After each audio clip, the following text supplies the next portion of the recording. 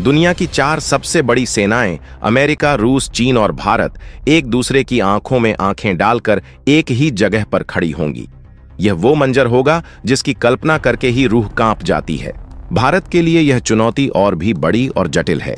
एक तरफ अमेरिका है, जिसके साथ हमारे रणनीतिक रिश्ते हैं, व्यापार है और कई समझौते हैं। तो दूसरी तरफ रूस है, जो हमारा दशकों पुराना परखा हुआ दोस्त है, जिसने हर मुश्किल वक्त में भारत का साथ दिया है। और इन सब के बीच है अपनी ऊर्जा जरूरतों को पूरा करने की मजबूरी। अगर आप भी मानते हैं कि आज का भारत किसी के आगे झुकने वाला नहीं है, तो अभी इसी वक्त इस वीडियो को लाइक कीजिए और कमेंट बॉक्स में जय हिंद, भारत माता की जय जरूर लिखिए। भारत ने संयुक्त राष्ट्र में भी इस मुद्दे को जोर शोर से उठाया है और अमेरिका की मनमानी पर सीधे सवाल खड़े किए हैं। भारत ने पूछा है कि आखिर किस कानून के तहत अंतर्राष्ट्रीय जल क्षेत्र में व्यापारिक जहाजों को बंधक बनाया जा रहा है। क्या समुद्र पर किसी एक देश का राज्य चलेगा? इस वक्त अटलांटिक महासागर का पानी मानो उबल रहा है और वहां की खामोशी किसी बड़े तूफान से पहले की शांति जैसी लग रही है।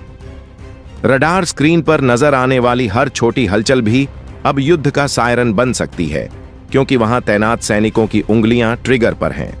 बस एक आदेश का इंतजार है कि कब यह शीत युद्ध एक वास्तविक अग्नि परीक्षा में बदल जाए। दुनिया भर के रक्षा विशेषज्ञ इस बात से हैरान हैं कि भारत ने इतनी तेजी से अपने जहाजों को वहां कैसे भेजा।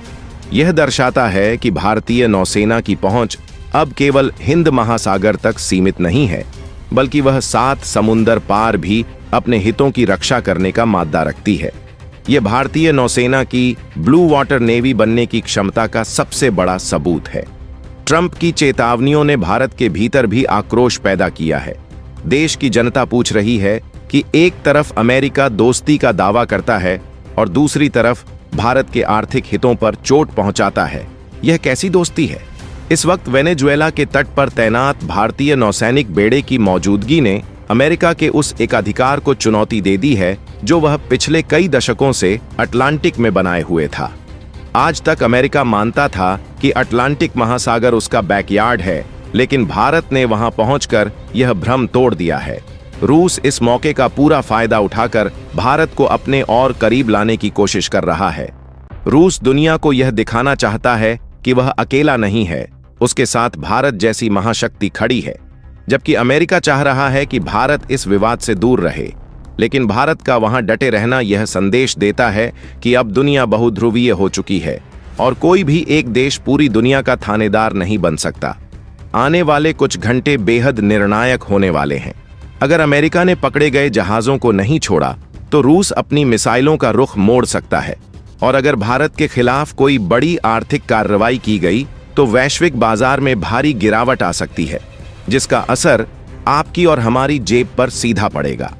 समुद्र की इन लहरों के नीचे मौत का सन्नाटा पसरा हुआ है, क्योंकि दोनों तरफ की पनडुब्बियां एक दूसरे को ट्रैक कर रही हैं। हंट फॉर रेड अक्टूबर जैसी फिल्मों में आपने जो देखा है, आज वह हकीकत बन चुका है। एक भी टॉर्पिडो का चलना पूरी दुनिया को परमाणु युद्ध की विभीषिका में धकेल सकता है। यह खबर पल पल बदल रही है और हर अपडेट के साथ सस्पेंस गहराता जा रहा है। क्या वाकई कूटनीति इस संकट को टाल पाएगी, या फिर इतिहास के पन्नों में यह दिन एक काले अध्याय के रूप में दर्ज होगा, जहां महाशक्तियों के अहंकार ने शांति को मलबे में तब्दील कर दिया? भारत की भूमिका इस वक्त सबसे महत्वपूर्ण है,